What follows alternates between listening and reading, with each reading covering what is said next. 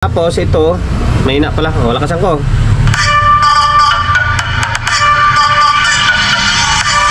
Tapos ito naman yung 0.5.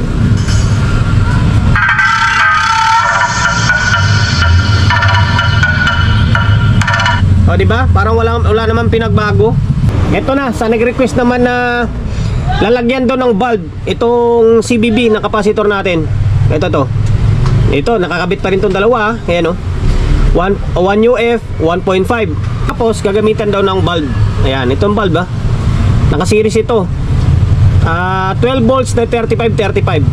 Ayan, wala tayong resistor na gagamitin. Walang resistor.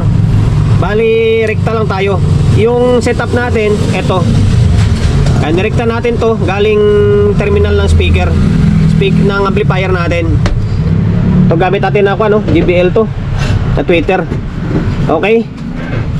Teka lang sapinan ko. Tayo ng sapin. Oh, ayan. Tayo ng sapin para mapakinggan lang natin Inulit natin 1.5 na 630 volts, 1 UF na 400 volts. Tapos ang gagamitin ko na amplifier ay itong integrated muna tayo. Integrated muna para maiba naman, di ba? Sabihin nyo puro power amp naman. Mas malakas pa nga bigay nito kasi power amp pulang processor, mahina. Ito mas malakas pa to kasi may tone control. Tapos i-adjust natin. Yung iba kasi nagreklamo may kalabog daw. Ngayon, buwasan ko yung bass. Ang gagawin natin, isubok natin dito sa may 1 UF, isubok natin sa may 1.5 para mas marinig natin yung tunog niya. Okay? Ingat lang tayo kasi baka magkadikit. Sira yung amplifier natin. Kailangan ayan. Then para mas makita nyo, siyempre bigyan ko ng sapin. Ayan, mahirap na. Okay. Ito, amplifier natin Pasensya na, hindi natin maikot yung camera natin. Naka-steady tayo Dalawang camera gamit ko. Itong isa yung GoPro, tapos yung cellphone natin pang Facebook and YouTube. Okay. Naka-volume. Testing muna natin.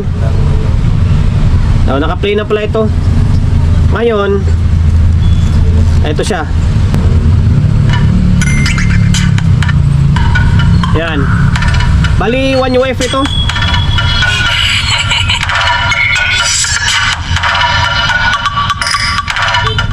Inulit ko 1 UF ito, 105J na 400 volts. Ito.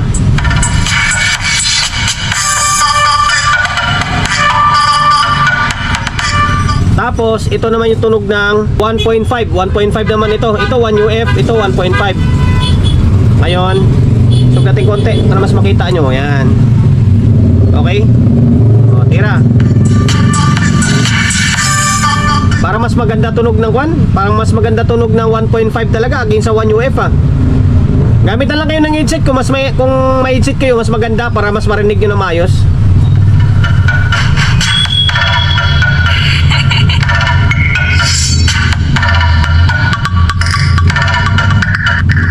Parang nagagandahan ako ng tunog ng 1.5. Inulit ko ito, nakarikta ito nakarikta to Ay, nakarikta, naka-series ayan Yung negative lang natin yung nakarikta lang. Okay.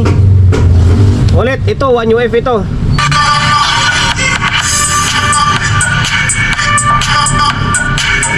Okay. Medyo mapino lang ng konti.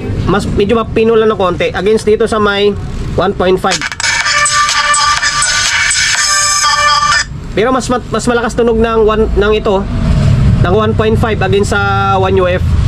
Mamili na lang kayo kung gusto nyo ng mas mapino pang konti, 1 UF ang gagamitin nyo. Pero kung gusto nyo ng medyo mataas ng konti yung dating na tunog nya, sa 1.5 kayo. Okay? Ayan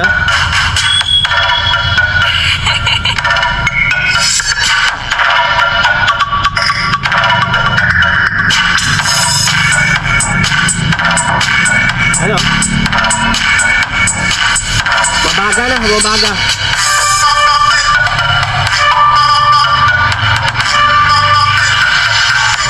Bumabaga na yung bulb. Ngayon, ito yung 1 UF naman. Siyempre, itutudo rin natin.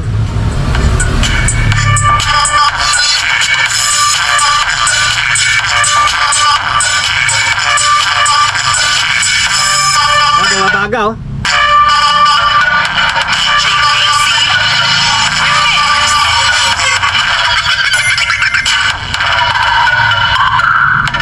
Sakit sa tenga. Parang mabutas yung tenga ko. Ayan, ganyan yung tunog ng 1 UF, 1.5 UF gamit ng may bulb. Kung ikukumpara ko sa may rekta lang, wala namang kinaibahan yung tunog eh. O ngayon, rekta ko isa pa, rekta natin. Irerekta ko bali, ang setup, ganito na siya. Didikit ko siya ng ganito. O, didikit natin ganito na siya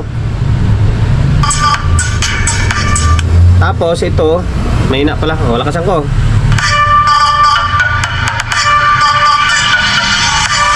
Tapos ito naman yung 1.5.